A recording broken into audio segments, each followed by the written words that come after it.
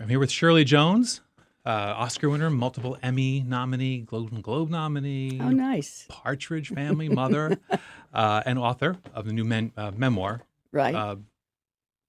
Modestly named Shirley Jones. A memoir. Memoir, right. Did you toy with like a clever name, like from a song title or something? Yeah, we kind of went through a few. Yeah, exactly right. That kind of thing, And I thought, you know what?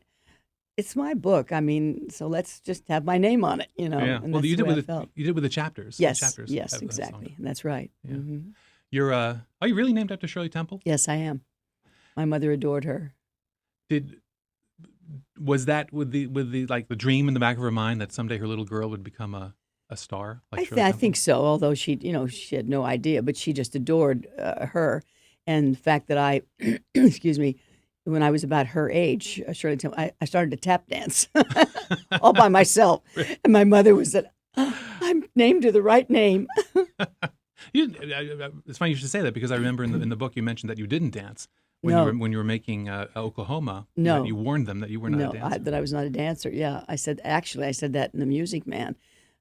Anna White was the choreographer of The Music Man. She was a famous choreographer, and wonderful lady, fun lady. And the library scene, where everybody dances in The Music Man, well, she was sitting in her chair, and I went up to her before, because, you rehearse everything like a Broadway show when you do a movie musical.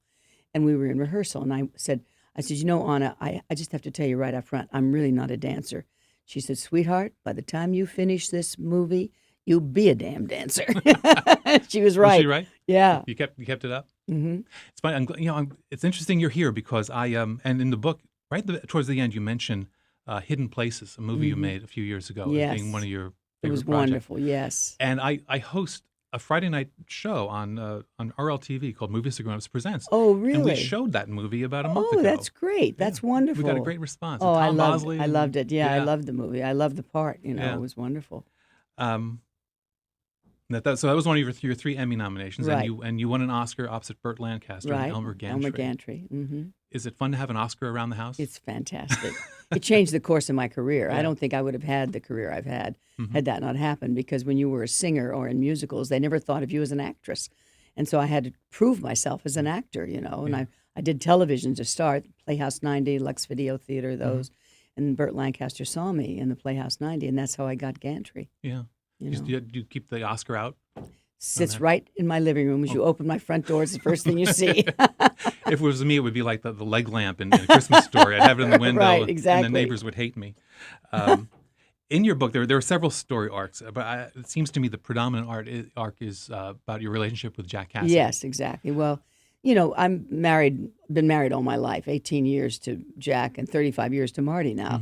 So marriage was very important to me. And Jack had a lot of problems, as I state in the book, but he was the love of my life. I mean, and I wouldn't have left him for anything, but he was sick, and he was bipolar, and all things started to happen, You're very generous in the book with your details of your life with him. And to the casual reader at first, it seems like, well, this guy's a monster. Yeah, not at all.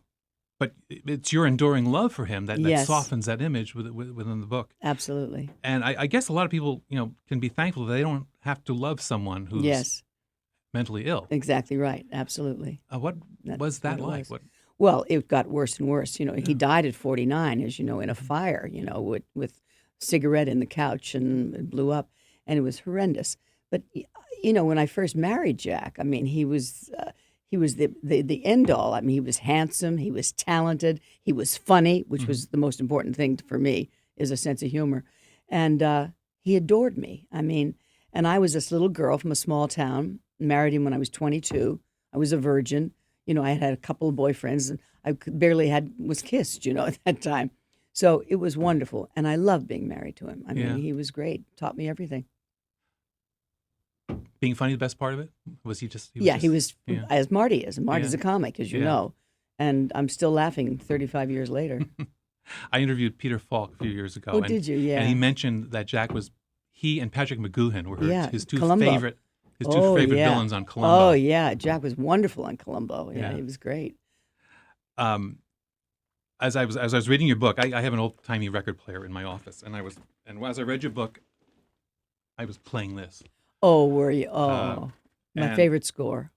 It's anyone I who knows adore anything, that anyone, music. it's their I favorite adore score. that This is music. Carousel, of course. your second film after Oklahoma, and as I'm reading, as I'm remembering the story and listening to the songs, I couldn't help but think of you and Jack. Yeah. The relationship that Billy Bigelow is this That's exactly boy right. child. He was Yes. selfish. He Yeah. was short-tempered. Right. Yeah.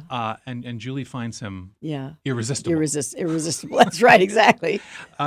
Did that parallel ever occur to you? Yeah, it did when I did the film. Yeah. Really? Because you were already with I Jack. wasn't married to him Yeah. yet. I married him right after the Yeah. film, actually.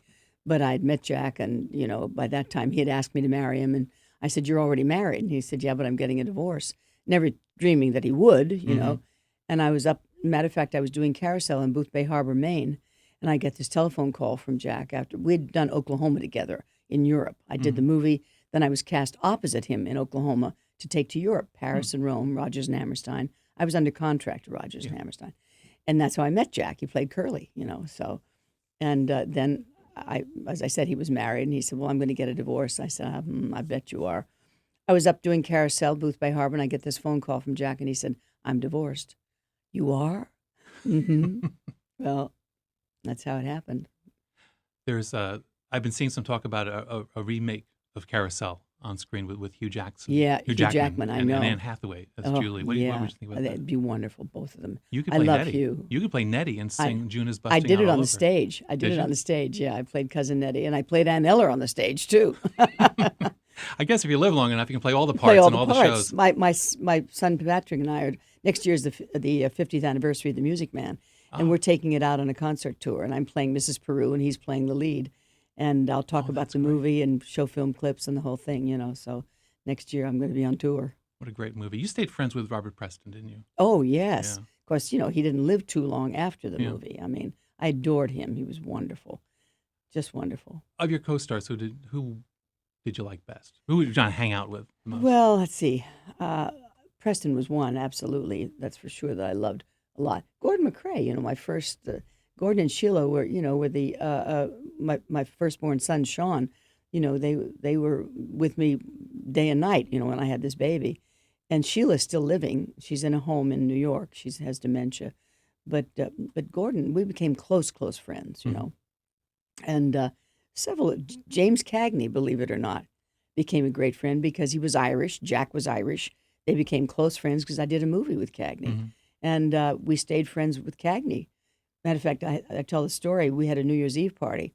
And, Cagney had done those incredible movies where he danced, and the whole thing. And I had a pianist and people were singing. I said, "Jimmy, you want to do a dance for us?" I turned up the carpet and there he was. And he did 42nd Street right in the middle of my living room. There's that gene in certain showbiz people where That's right. you roll back the rug and they're just And there they're they gonna are, dance. exactly right. And he was wonderful. You mentioned in the book that Gordon McRae was not supposed to play Billy Bigelow in Carousel. No, it was supposed to be Frank Sinatra. Why did Frank Sinatra not star in Well, Carousel? first I'll tell you the real story. He said that that when he came to location, we'd done everything. You rehearsed a movie musical like a Broadway show before you started filming. So I'd done everything with Frank, the costumes, pre-recording, everything. Mm-hmm. And we get up to Boothbay Harbor, Maine. He sees the two cameras, and he says, "Why the two cameras?" Now, everybody knew that we were shooting in two separate processes. He said, "Does that mean I have to do more than one take?" And the director said, "Well, perhaps sometime." He said, "I signed to do one movie, not two." Back in the car, back to the airport. We lost our leading man. And the producer came over to me. He said, "Where's Gordon McRae?" I said, "I think he's in Lake Tahoe doing a nightclub act with his wife." He said, "Can you get him on the phone?" Gave me some quarters. I'm on a dock with a payphone. Put him in and got Gordon on the phone and said, "You want to play Billy Bigelow in Carousel?" He said, "Give me 3 days. I have to lose 10 pounds." And that's how he got the part. What was the real reason, Frank? Well, the real reason, I just found this out a few years ago. I was in a press conference with some old guys from the press. They said, "Don't you know why Frank left?" And I said, "No, why?" He said, Ava Gardner called him and said she was doing, in Africa doing Magambo with Clark Gable. And she said, "Unless you get your Fanny down here, I'm having an affair with Gable." And he left to go and meet her in Africa. Little manipulative there. Mm-hmm. We can't not talk about the Partridge Family. And in the book, you throw away this phrase in the book. You say, well, I was TV's first working mom. And I said, well, that can't possibly be true. And then I started looking it up. And you may have been TV's first working mom. I was, yeah. I was the first working mother on television. That's why I didn't do the Brady Bunch. I was offered the Brady Bunch first. And I said, I didn't want to be your normal mom taking the roast out of the oven, And then I was offered Partridge. And, of course, agents and managers didn't want you to do a television series because they said if if it is successful, you'll be that character for the rest of your life and your movie career will be in the toilet. And but when Partridge came up, I loved the character. I loved the fact that I was a working mom and working with my kids. We had music. We had everything. David was my stepson, was in it. And it gave me I was able to stay home and finally raise my kids properly because they were school age. And so it was perfect for me at the time. You mentioned when your stepson, David Cassidy, auditioned for the show. He didn't know you were No, he didn't know mom. I was the mom. I was the first one cast. And I walked on the set, and he turned around, he saw me, he said, "What are you doing here?" I said, "I'm your mom." Your life story is fascinating, but I suppose maybe the most significant and important part of the book is your discussion of sexuality, of people who With aren't Jack, kids anymore, Yeah. well, even through your whole life, is going through middle age and beyond. And that's especially appropriate here at AARP. That's Yeah. we're not necessarily about sex, but we're Yeah. about Yeah. being older and Being maybe older having sex. and exactly, and being comfortable. And I guess I'm guessing that one of the reasons you're being so open about all this with the pages of the book is to help other people realize they're not crazy, they're not wrong for No, having the same feelings they did when they were younger. Absolutely. It's not over. I mean, as long as you're living and you're sensitive and have a love for somebody or feelings don't stop, Why should sex stop? It doesn't mean it has to be every day or but the feelings are still there, and that's what I feel. And so I don't see any reason to put it, to look down on it or say you shouldn't be doing that at 80, or whatever. Why not? How does Marty feel about you being so open about all this? He loves it. He loves it. He's great. He makes me laugh all the time, so we have a good time. Is Marty kind of? I mean, I've met Marty. You both have been at our events, and Marty, he has like the bad boy persona, but he's not the bad boy. And I'm wondering if that's was the initial appeal with him. He was Not like at all. a safe version of Jack. Oh yeah, that's exactly right. He was. Made me laugh continuously, still is, Yeah. and adores me. I mean, what more could I have? And I adore him. Yeah. We have a wonderful marriage now. He can be difficult, but he's mellowed a lot. Now my kids are very close to him, and I have 12 grandchildren, and they all adore him because he's a kid. Marty's a kid. Even he's 2 years younger than I am, but he's still a kid. When you see that picture there, that little girl with I know. Gosh, what are you, 22 That there? little girl. 20, yeah, something exactly like that? right. Yeah, 21, 22. From this perspective, is there something you would tell that girl that you'd like her to know going forward? No. Really? No. Just take it as it comes. Enjoy it if you can. I have no regrets whatsoever. Mm-hmm. I've had a wonderful life in every area, Yeah.